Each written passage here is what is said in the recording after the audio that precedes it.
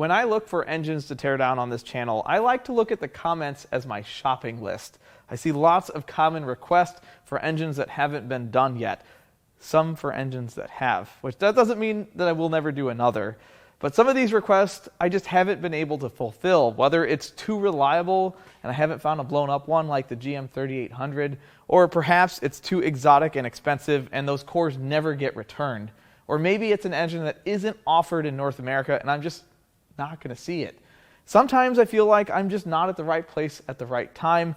And last week I went engine shopping and I bought a few, 45, and I think I'm going to check a lot of those boxes for these requests. Today we're going to tear down one of those common requests, a 2.8 liter Duramax, the LWN. This is a turbo diesel 4-cylinder that comes in the 2014 through 2022 Chevrolet Colorado and GMC Canyon. This puts out 181 horsepower and 369 foot-pounds of torque, which is a lot for a 4-cylinder. That's a lot of torque.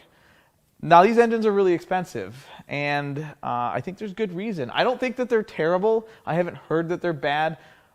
I've heard some people that don't like them. But I will say they are very expensive, and they're usually expensive for a very good reason. Unfortunately, I don't have a history with this engine. I bought so many engines at one time. I didn't get the details. I don't know how many miles are on it. I don't know what year it's out of, although I think I found a few date codes that point to 2016. And I don't know what's wrong with it, which that's what we're going to find out today. We're going to tear this thing down all the way. We're going to see what parts survived, what parts are recycle only, scrap only, and try to figure out what happened to this engine. I'm not going to rebuild it. It's not what we do here. We take things apart and sell parts. Now, normally we'd pull the spark plugs out, but this engine doesn't have any. So the next step is to turn it over, see if it spins. Well, the engine stand does. Uh-oh. I don't hear Uncle Rodney banging around in there.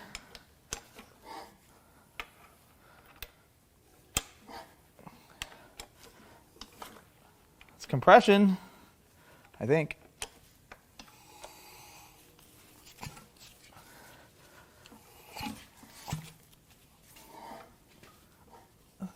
Something is unhappy sounding at the back of this engine. But it does turn over, which means we'll be able to get it apart. The next step is to remove the oil filter.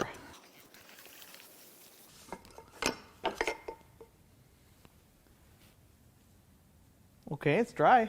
Next, we're going to lubricate Brett's chop saw. Sorry, Brett. Well, the good news is I don't see an overload of metal in here. But the bad news is that if you look closely, there still is metal in here. Anytime you see metal in a filter, it's not good. Even S85 BMWs that chew through rod bearings like gasoline, you don't want to find metal in the filter. There's even more of it as you move further down. We're going to start on the intake side of this engine. We're going to remove this EGR valve and EGR cooler. It's all one giant unit. And get this out of the way. Now, there's a lot of stuff that's been broken and missing on this engine. So you see lots of hardware that's just not here anymore. So there's only one nut over here. Looks like I need to take that out first. Ew, that's a lot of soot. Did I miss? Oh, there's a vacuum. Unfortunately, it looks like part of the valve is broken, but the housing's in good shape. Next, I'm going to remove some of these aluminum brackets.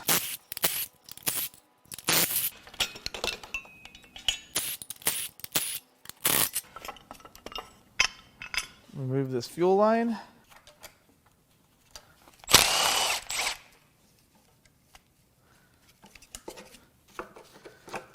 Oh, there's stuff and things. Hold on. Oh, leaking diesel.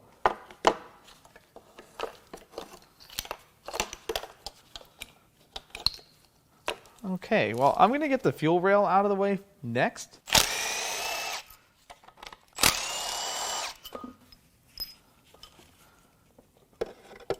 Well, that was easy. Next, I'm going to remove this line from the injection pump.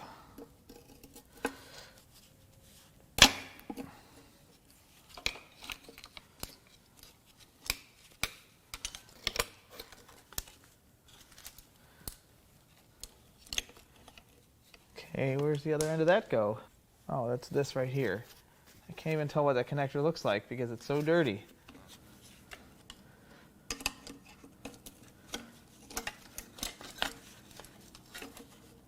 And we're off. That wasn't great. Next on the chopping block, the intake manifold. Looks like I've got 3 more of those 6x1.0 nuts to remove.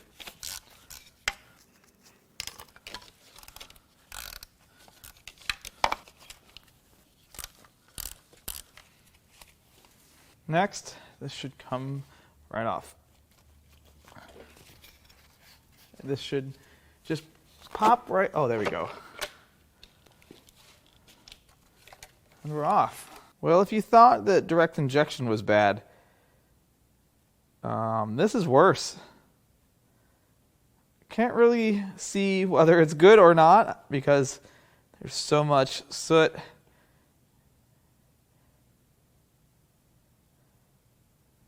This is the results, whether you like it or not, of emissions equipment.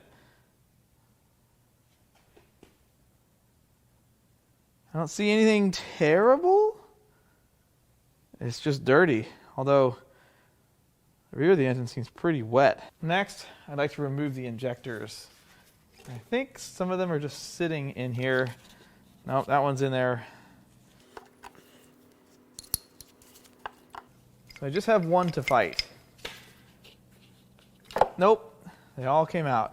Next, the valve cover, which there's only a few bolts holding this in. Normally there's more. What has happened here?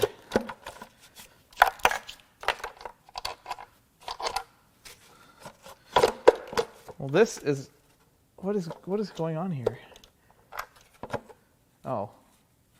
Oh, I see. Whoa. That's pretty grungy.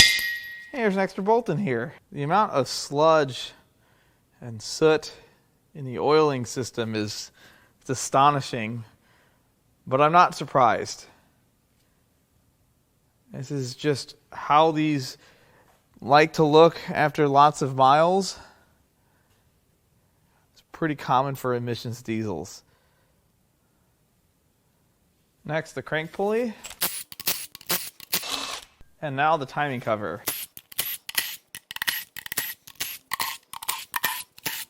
See, this should just... And there's the timing belt. Well, I looked over the timing system and I put the engine where the timing marks should line up. The first thing I noticed, it has a GM timing belt on it. It does not look new. Second thing I noticed is lots of witness marks from prying this cap out, which is where some of the timing tools insert. And then when you go down here at the timing marks, that is lined up. There's a mark there and there. And that's the fuel pump, and that is lined up. Unfortunately, I don't know what timing marks are supposed to be on the cam gear. There's a special tool, I think, that lines this up, and it's not so much marks, but if the tool fits. So now we're going to peel the timing stuff apart and pull the cams out of it. First, the cam gear. Tensioner. So this is not keyed at all. That's cool. Although there is a place for a pin, there's not another place for it here, although I can see a mark from where it sat. Before we get started on the cams, I'm going to get this rear timing cover. First, these. Next, let's crack these caps loose.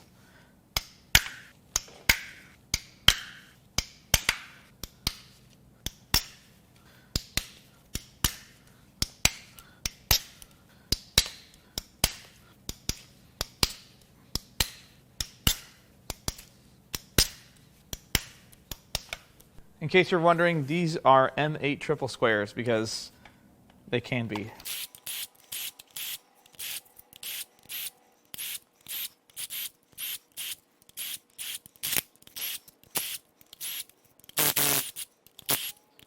Okay, that is glued in.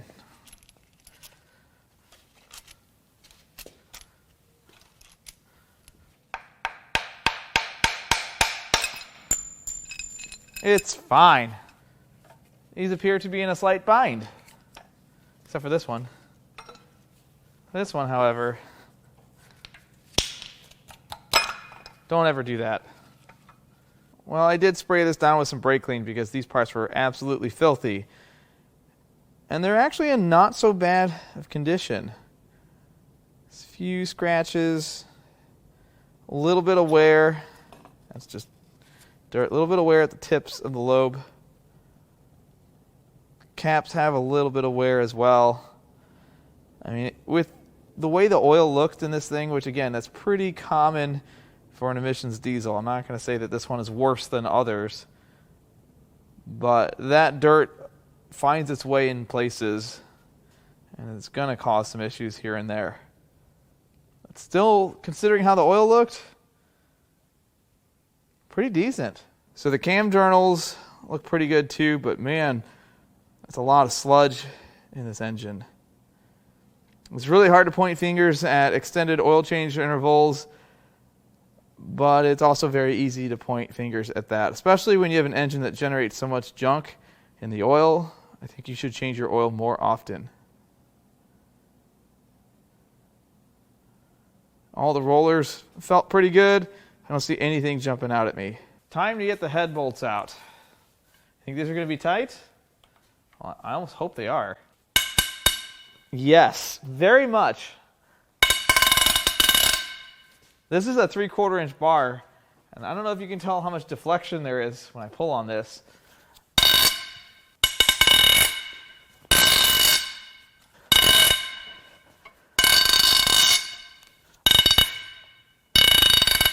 The brakes are on, I promise.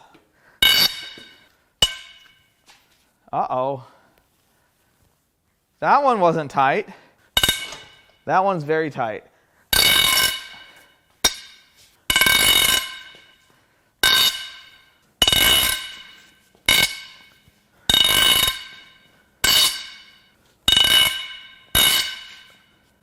Those are very tight.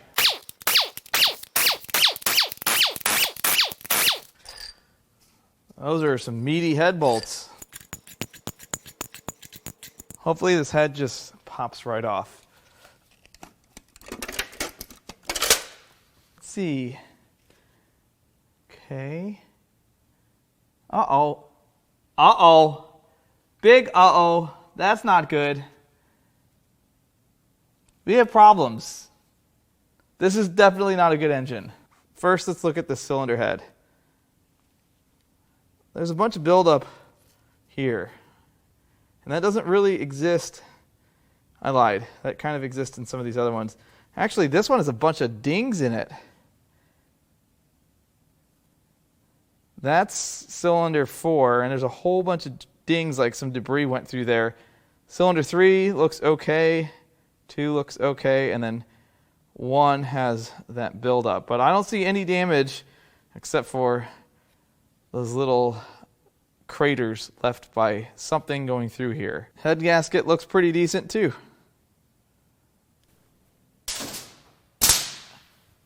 Cylinder 1, there's more of that buildup on the top of the piston. Cylinder walls look pretty good. A few vertical scratches, but not bad. Bore looks good.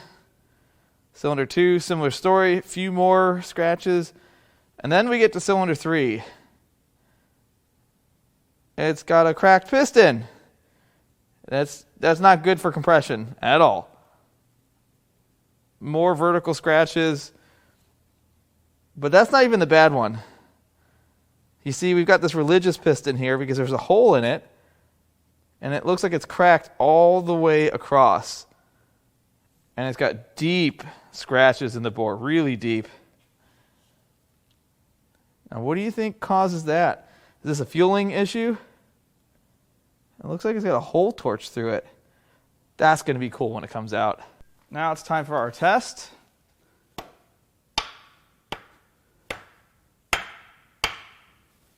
I think all the rods are good. Next, the water pump. Blue. And there's the water pump. It looks like an original pump to me. It might have been replaced. I don't see a GM stamp, and I see something that looks like it might be aftermarket. Bearings feel good. That's a good water pump.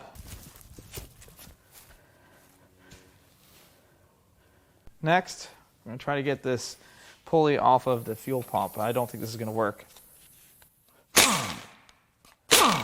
It worked! Oh, does this just slide off?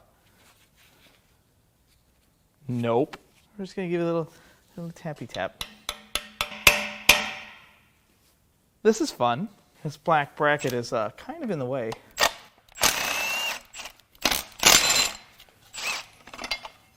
I'm actually going to remove this pipe next. Does that help me at all? Yeah. I think.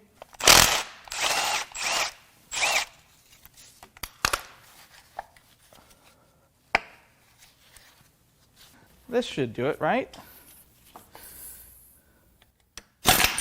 Oh, that's a little violent. But it worked. Now for the crank bolt, I'm going to use my weighted socket. It is not happy because I was going the wrong way. Just forget I did that, will you? It's fine. Yeah, see? It's fine. Everything's fine. Just forget that happened. Now it's time for the front thing cover.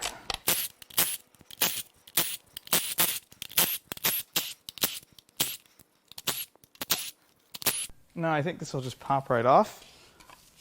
And by think I mean hope. Oh, we're leaking. I need a pan. Did I miss one? Or do I need to take the pan off first? I bet I need to take the pan off first. Let's keep prying. Oh, maybe not. We're learning stuff today. No, there's definitely something that's still holding this in. We'll get the pan off. But first, let's get this oil filter housing out of the way. First, we'll do the cooler. Now we'll zip some more parts out. See, this should come off. Blue. There we go. Yep, that's pretty rough. Is that it?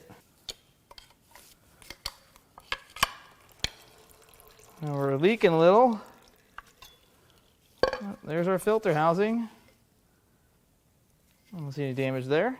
Normally we try to drain this, but I'm pretty confident that there's not a lot of oil in here. So we're just going to turn it over and hope for the best. Yeah, that wasn't bad at all. Next, we'll get the lower oil pan off.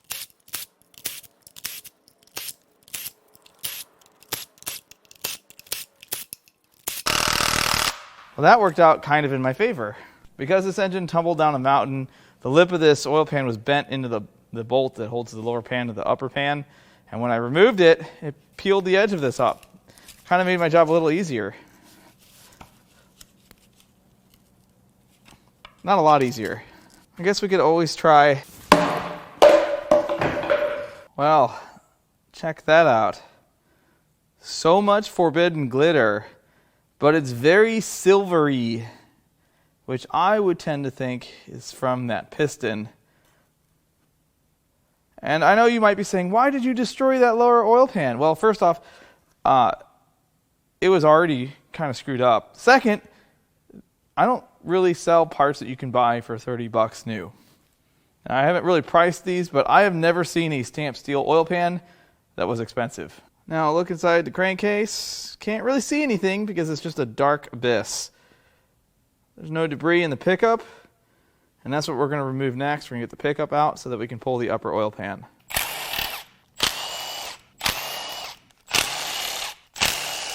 I think that's like a level sensor. maybe, or a pressure sensor. I don't know. And now this oil pan has a mixture of 10s and 8s. We'll get the 10s out first.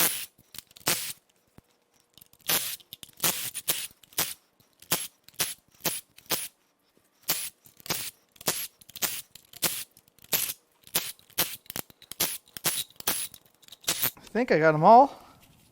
We're going to find out real quick.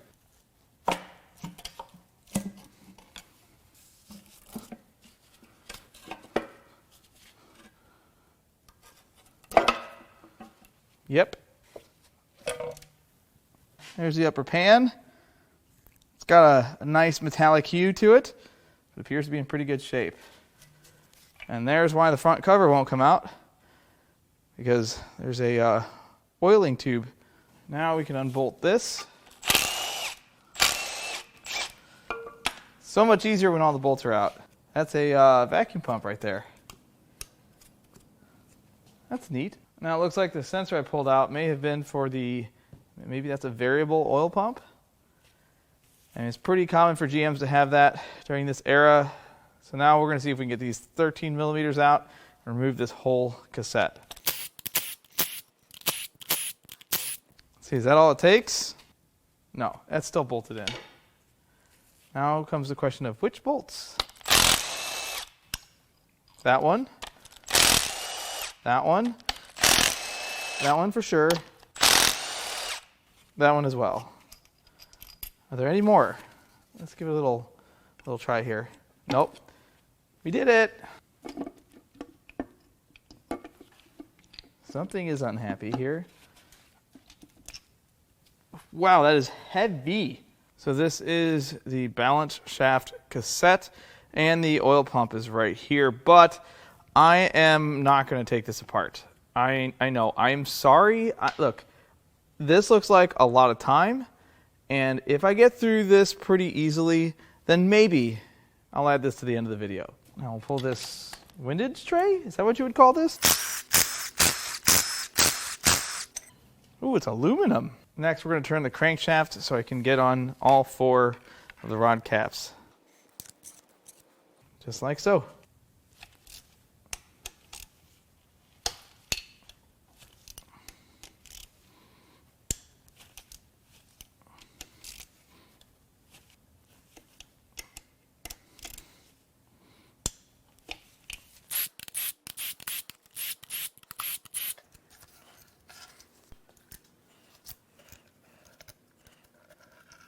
Next, we'll remove the rear main seal plate.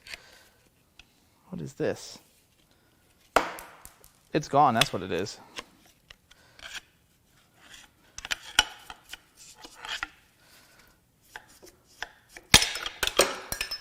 Owie! Now we'll cram these cracks loose.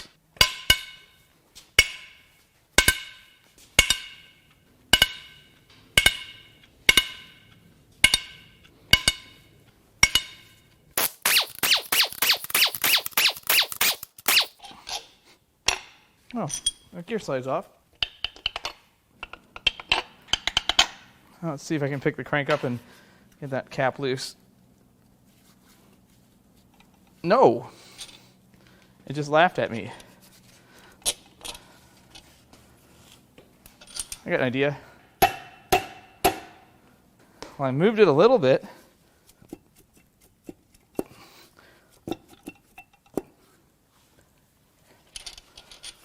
Very tight tolerances.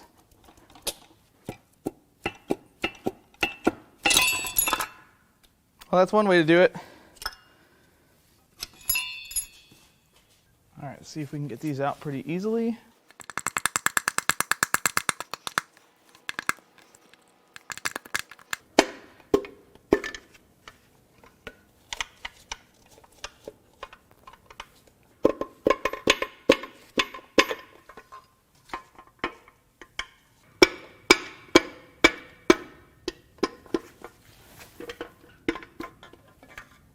And the best for last.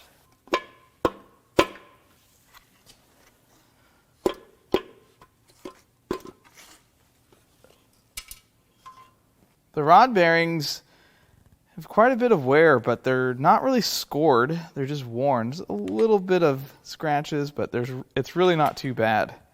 Top shell is the one that sees most of the force, which is why it's worn so much more than the bottom.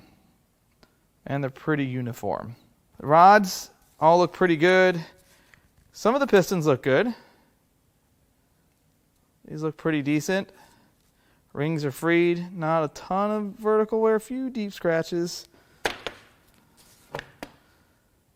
Cylinder 2, also decent. And then we get into trouble. Here's cylinder 3. And I don't know if you can tell. There is a crack, hairline crack, that runs from that side through about the center of this piston. I don't see it on the outside of the piston, but it's certainly present. And then cylinder 4.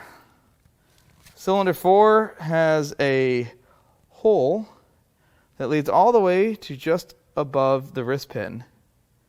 As you can see, it's cracked. It's melted through the oil control ring ringland.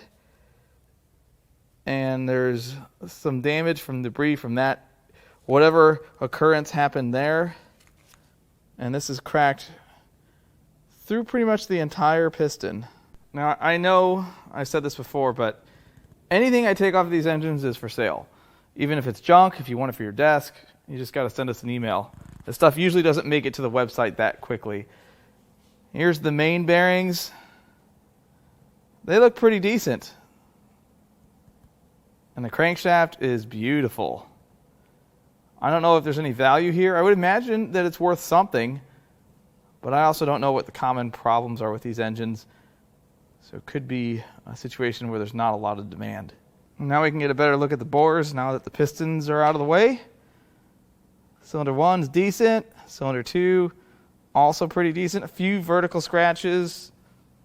It's really not too terrible. And then you get to cylinder 3, and there's a few more vertical scratches, but not bad.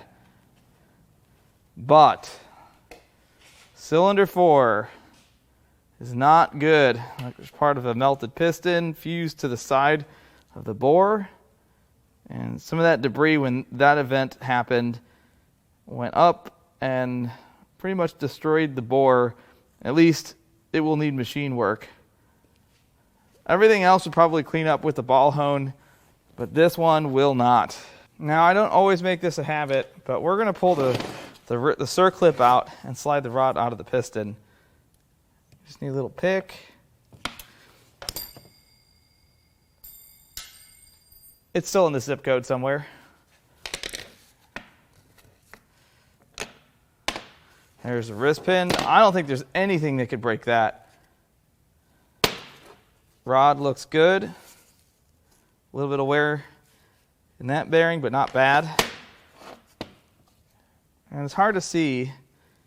Let me see if I can't clean this up a little bit so we can get a better look. So, that crack is very aggressive. All the way through the top of the piston. There's a lot of meat here. I don't know if this part's cracked. I don't see any damage on this side. But it's definitely cracked up to, oh, nope, there it is. So maybe part of the number 2 compression ring and oil ring on this side of the piston is undamaged. But the rest of this is cracked pretty badly. I think that's the first for the channel to see a piston broken this far through and still in one piece. Okay, I'm going to make a compromise with you guys. I'm going to pull the oil pump off of this, but I'm not going to pull this assembly apart. Just the oil pump. Oh, there's another bolt. It usually helps to get all the bolts out. Oh, we're leaking.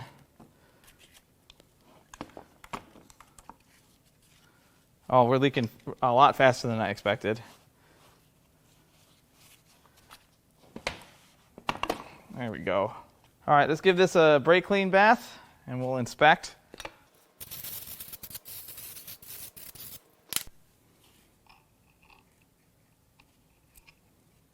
I don't don't think this is a variable oil pump.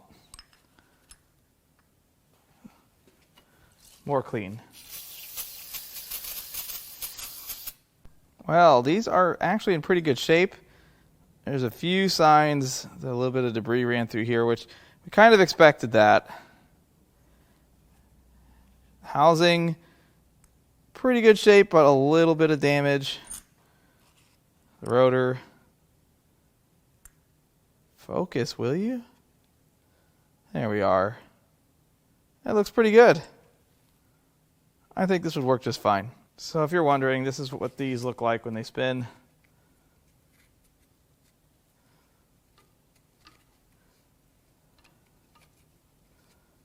I would imagine that this is a timed piece. Otherwise it doesn't function correctly. There is something to consider when you're talking about the condition of the inside of a modern diesel. Modern diesels all have lots of emissions control equipment, and when they have that equipment, the oil looks terrible. It's not because someone went way too far on oil changes or used terrible oil. It's because it's just the way it is. I'm not going to say that this engine was perfectly maintained. I don't know the history of this engine. I can tell you that it had some marks on it, like someone has put a timing belt on it, and it had an original equipment belt, which means this engine could have 250, 300,000 miles on it. We don't know. That's the unfortunate truth of buying some of these cores, is I don't always know the story, the history of an engine that I tear down. But I think this engine was running up until it had some sort of fuel issue. That's generally what I see when I see damaged pistons in a diesel. We had one that was cracked and one that was cracked almost all the way through with a hole torched in it. So that was kind of cool. I don't think we've had a teardown like that yet, and if I'm wrong, feel free to correct me. I really hope you enjoyed this video. If you'd like to buy anything out of this engine, whether it's a good part or something for your desk, or anything else I've torn down, or if you want parts off of this 93 Toyota Land Cruiser, we have a few of these here on the lot. I'm going to leave our email in the video description. You can also go to Importapart.com and peruse our inventory. I've been uploading our parts cars just about every single week. As always, I love all the comments, all the feedback, and even the criticism. I love it all, and I'll catch you on the next one.